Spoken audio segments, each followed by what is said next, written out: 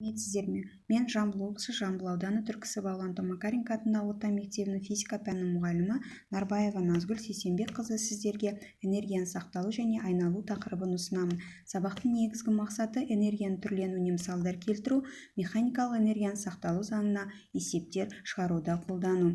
Механикалық энергия екі топқа бөлінеді: кинетикалық қозғалыс энергиясы және потенциалдық әсерлесу энергиясы болып табылады.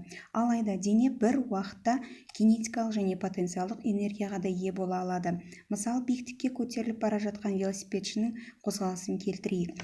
Ол белгілі бір жылдамдықпен қозғалады, яғни кинетикалық энергиясы да бар, сонымен қатар биіктігі бар, демек потенциалдық энергиясы да бар деген сөз. Бір мезетте дене екі энергияға да ие болады. Велосипедші жоғары жылдамдықпен қозғала отырып кинетикалық энергияға ие болады. Потенциалдық энергиясы нөлге тең.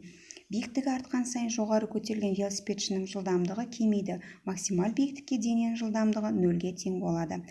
Ал потенциалдық энергиясы максимал мәнге ие болады. Бұдан кейін велосипедшінің ауырлық күшінің әсерінен төмен қарай қозғалатын болады. Демек, оның жылдамдығы артқан сайын кинетикалық энергиясы да артады.